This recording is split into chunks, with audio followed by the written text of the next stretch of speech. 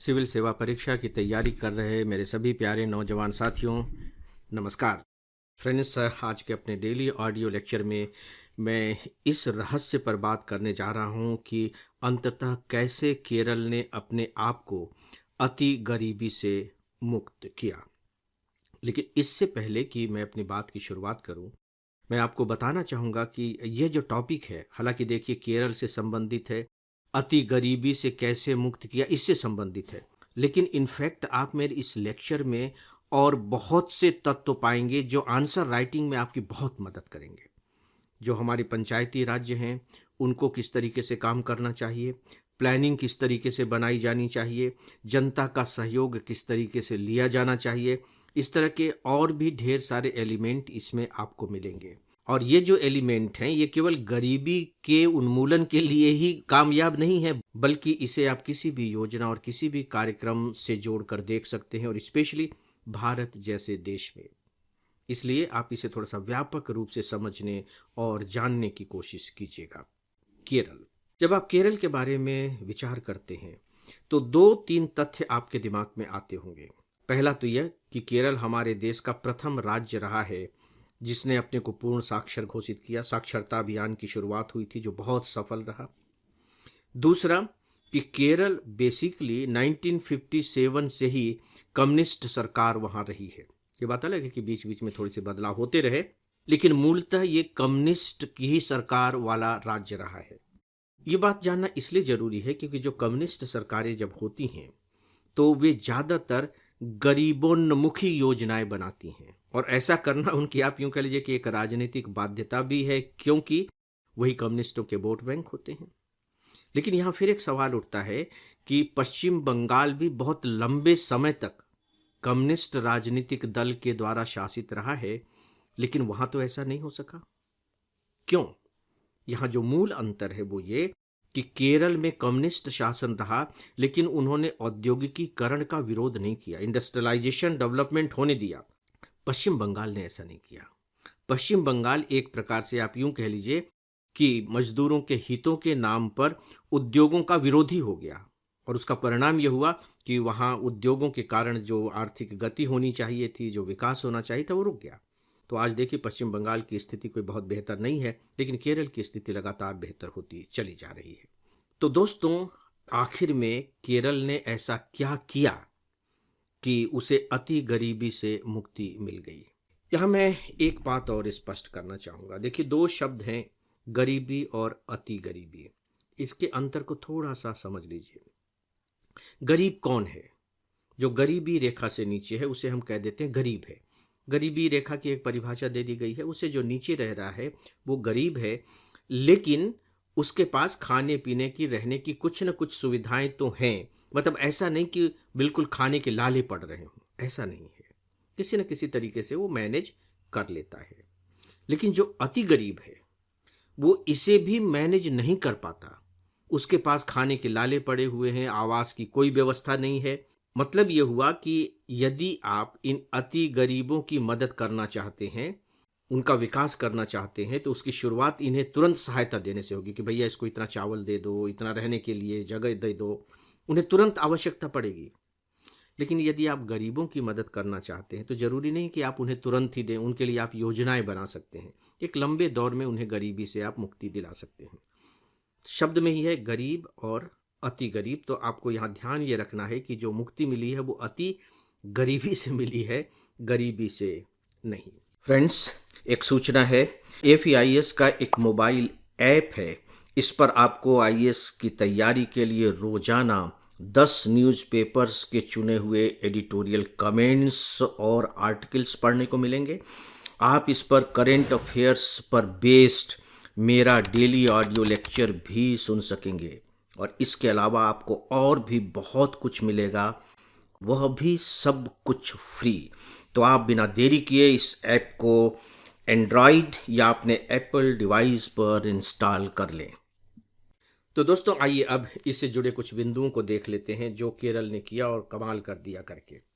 पहली बात तो यह है कि यहाँ की एक योजना है कुटुंब श्री योजना। 1998 में इसे शुरू किया गया था, कुटुंब श्री योजना। कुटुंबश्री योजना का मतलब, ये कुटुंब मतलब परिवार है, श्री का मतलब है समृद्धि। एक ऐसी योजना जो पूरे परिवार की आर्थिक स्थिति को बेहतर बनाएगी, और इसे बहुत अच्छे तरीके से कार्यान्वित किया, और इसका बहुत ज़बरदस्त इम्पैक्ट प्राइमरी स्टेज पर वहाँ पड़ा। और ये जो कुटुंबश्री योजना थी, आपको थोड़ा सा ध्यान रखना होगा कि ये क्लस्टर स्कीम थी, समूहगत स्कीम थी। अब आप देखिए कि लगभग लगभग इसी पैटर्न पर हमारे यहाँ स्व सहायता समूह लागू किए गए हैं, सेल्फ हेल्प ग्रुप।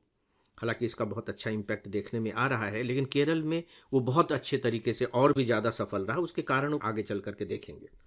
तो ये क्लस्टर स्कीम थी, और इसके तहत 25-30 महिलाएं अपना एक ग्रुप बना लेती थी, और ग्रुप बनाने के बाद उन्हें कर्ज मिल जाता था, वो कर्ज ले लेती थी, और इसके बाद फिर उस कर्ज से वो अपना काम करती थी, व्यापार करती थी, या जो भी करना हो। और इसका बहुत ज़बरदस्त इम्पैक्ट वहाँ की अति गरीबी को ख़त्म करने पर पड़ा, कुटुंब श्री योजना। अब आइए थोड़े से आंकड़ों को देख लेते हैं। जब सन 2000 की शुरुआत हुई थी, उस समय गरीबी रेखा से नीचे वालों की जो संख्या थी वह 36% थी पूरे देश में, और केरल में यह उसी समय 11% थी। यानी कि केरल की जो स्थिति थी पहले से ही थोड़ी बेहतर थी, तो ये तो हम मानते हैं। फिर नीति आयोग ने 2021 में बहुआयामी गरीबी सूचकांक जारी किया था। उस रिपोर्ट में यह बताया गया कि बिहार में 52%, सोच के देखिए, बिहार में 52%, उत्तर प्रदेश में 38%, जबकि केरल में केवल 0.7% ही अति गरीब रह गए थे। यानी कि हम मान करके चलें कि लगभग लगभग 2021 में ही केरल ने अति गरीबी से अपने आप को मुक्त कर लिया था, क्योंकि 0.71 तो कुछ भी मायने नहीं रखता, तो उसको भी खत्म करने में आफ्टर ऑल 4 साल लग गए। दोस्तों, इस पूरे के पूरे अभियान में जो पंचायती राज्य संस्थान हैं, उनका बहुत ज़बरदस्त योगदान रहा है, बहुत ही गजब की भूमिका उन्होंने निभाई है। क्या क्या पॉइंट रहे देखिए, ये स्थानीय निकाय के संदर्भ में भी बहुत इंपॉर्टेंट हैं। पहला तो यह कि 73वें और 74वें संविधान संशोधन के द्वारा इन निकायों को जो अधिकार दिए गए थे कि आपको ये काम करना है और इस तरीके से करना है, वो सारे के सारे अधिकार निकायों को सौंप दिए गए, स्थानीय निकायों को। और सबसे ज़्यादा जोर इस बात पर दिया गया कि ये जो स्थानीय निकाय हैं, इनको जो एमपी और एमएलए होते हैं, स्थानीय जो विधायक और सांसद होते हैं, उनके चंगुल से बिल्कुल मुक्त रखा गया कि आप इनके काम में हस्तक्षेप नहीं करेंगे। इनको फंड दिया गया, इनको फंक्शन की पूरी तरह से सुविधाएं दी गई, और काम करने के लिए जो लोग चाहिए वे लोग इनको प्रोवाइड किए गए। और जो इनको बजट दिया गया उसका 40% निर्धारित किया गया कि ये बाकायदे अपने विषयों पर खर्च करेंगे जो दायित्व इनको दिए गए हैं। और एक बहुत महत्वपूर्ण बात जो आपको अलग से याद रखनी चाहिए कि इन्होंने पंचायती राज्य व्यवस्था के लिए, नगरीय निकायों के लिए सरकारी अधिकारियों का एक अलग से कैडर भी बनाया। सोच के देखिए, कैडर बनाया। इसके जितने भी पंचायत हैं, हर पंचायत में 2-2 इंजीनियर्स होते हैं, उनकी पोस्टिंग होती है। और ये जो इंजीनियर्स हैं, ये तकनीकी पर आधारित योजनाएं बनाते हैं, ज़रूरत पड़ने पर उनकी मदद करते हैं, और इन योजनाओं को कहा जाता है स्थानीय विकास योजना। और ये जो स्थानीय विकास योजनाएं हैं, एक ग्राम सभा द्वारा प्राथमिकता के आधार पर चुने जाते हैं और उन्हें धन दिया जाता है। चूंकि इन्हें सरकार द्वारा सीधे सीधे धन मिल जाता है, तो फिर इन लोगों को सांसद और विधायकों की निधियों के पीछे पीछे नहीं भागना पड़ता, और इसके कारण ये स्वतंत्र होकर के काम कर पाते हैं। दोस्तों, फिर केरल में जो पंचायत कर्मचारी हैं, जो कर्मी हैं, उनके निरंतर प्रशिक्षण के कार्यक्रम चलते रहते हैं।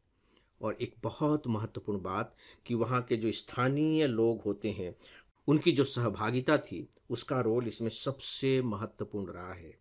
वहाँ की पंचायतों ने जो अवकाश प्राप्त स्थानीय पेशेवर और जो कुशल लोग होते थे, उनका एक रिसोर्स ग्रुप बनाया और उनकी उन्होंने मदद ली, योजना बनाने में भी और योजनाओं को लागू भी करने में। इसका नतीजा ये हुआ कि वहाँ जो भ्रष्टाचार है वह न्यूनतम स्तर पर पहुँच गया, और उसके परिणाम हमें आज दिखाई दे रहे हैं। तो आप यूँ कह लीजिए कि यदि अति गरीबी को इस आधार पर दूर किया जा सकता है तो इससे ही बड़े आराम से आप गरीबी पर भी इम्प्लीमेंट कर सकते हैं। आप पूरे के पूरे तत्व देखिए कि जो आपको मिलेंगे वे स्थानीय जो रिसोर्सेज हैं, स्थानीय जो लोग हैं, उनके आधार पर ये सफलता हासिल की गई है और अपने आप में ये बहुत ही महत्वपूर्ण बात है। तो फ्रेंड्स, हमने भले ही केरल के बारे में बात की हो, लेकिन यह अपने आप में आप यूं कह लीजिए कि जो प्रशासन होना चाहिए, कार्यक्रमों का जो क्रियान्वयन होना चाहिए, उसके लिए कहीं न कहीं ये मॉडल का काम करता है। तो दोस्तों, इस विषय पर बस इतना ही और इसके साथ ही आज के इस डेली ऑडियो लेक्चर को अब यहीं समाप्त करता हूँ।